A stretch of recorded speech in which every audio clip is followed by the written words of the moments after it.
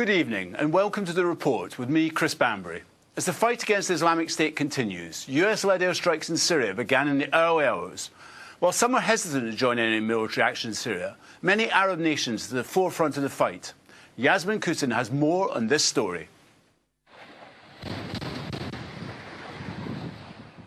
The United States and its allies have begun bombing positions held by Islamic State in Syria. These are the first such attacks in Syria since forming a coalition to confront the group just 2 weeks ago. The attacks began this morning with at least 20 strikes in the first 2 hours. Reports have stated that areas of Raqqa were hit and tens of IS fighters killed. The Syrian Observatory for Human Rights said more than 20 members of ISIL were killed in strikes on 2 of the organization's positions in Raqqa province.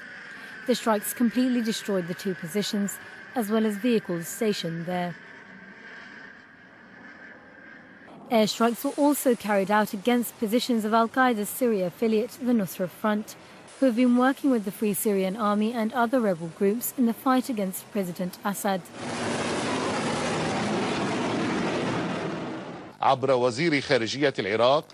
The Syrian Foreign Ministry have confirmed that they were notified of the attacks. Jordan, Bahrain, Saudi Arabia, Qatar and the United Arab Emirates are all partnered with the US against IS, with Jordanian officials confirming their participation in the strikes. The coalition to fight Islamic State also includes NATO allies and Australia. The attacks in Syria come just a day after IS spokesman Abu Muhammad al-Adnani called on supporters to attack foreigners wherever they are. If you can kill a disbelieving American or European, especially the spiteful and filthy French, or an Australian or a Canadian, or any other disbeliever from the disbelievers waging war, including the citizens of the countries that joined the coalition against the Islamic State, then rely upon God and kill him in any manner.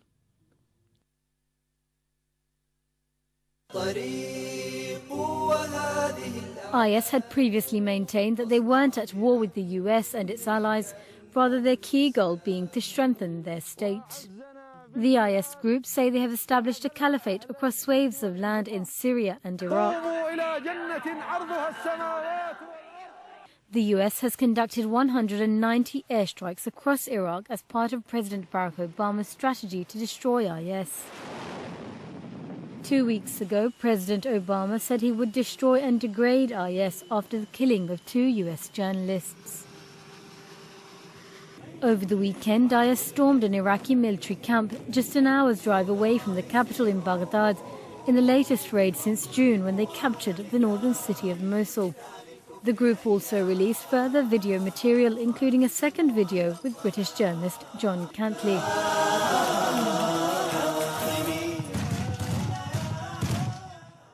The video and letter released before the strikes began, the magnitude of their impact is yet difficult to ascertain. But with Arab nations joining the fight in Syria and bombs falling upon groups outside of IS, the dynamics in Syria have inevitably changed. Yasmin Khatun, The Report, Islam Channel. In the studio to discuss this, we are joined by Guney Yildiz, a BBC journalist, and Dr Rebwar Fatah, who is the director of the think tank Middle East Consultancy Services. Welcome to you both. Can I start with you, Guney? Can airstrikes alone defeat Islamic State? It wasn't enough in Afghanistan, it's not been enough in the history of any sort of similar conflicts. Airstrikes alone, can you win? Well, in Afghanistan you have the mountainous region. It's difficult to penetrate into places where militants were hiding. But we've seen in the last week or so 190 attacks on ISIS positions inside Iraq. It's hard to assess how successful they were, but in order to we need to remember the area ISIS is controlling. They're controlling the Iraq's second largest city. They're controlling Raqqa, and other places. It will be difficult for ISIS to move in between these cities, these places, when there's sustained airstrikes. But surely the problem here is that they do eventually need the Americans' reliable ground forces, and they don't seem to have them at the moment. And surely that points to the fact that, I hate to use the phrase boots on the ground, but that's where it's going to lead. I mean, that's true, because I mean the airstrike will have a limited impact because ISIS cannot keep military bases anymore. And yesterday, well, today, some of those bases were bombed. But America also admits that they need ground troops, and they said today, this morning, they're going to train Syrian opposition, whatever the opposition is really. So I don't know what sort of opposition they rely on. And they say that it will take a year in order to prepare the ground war, which is quite a way. But surely one of the problems here is some of the opposition forces in Syria are part of the airstrikes. I mean, they've been on Nusra Front, etc., are being attacked as well. We're getting some to suggest that this might actually benefit the Assad regime.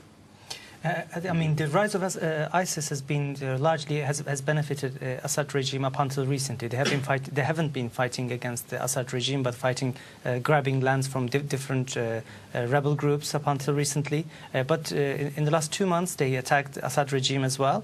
But they're at a position that they're a threat to the Kurdistan region, Assad regime, United States, and Iraq at the same time. That's why they're having these airstrikes.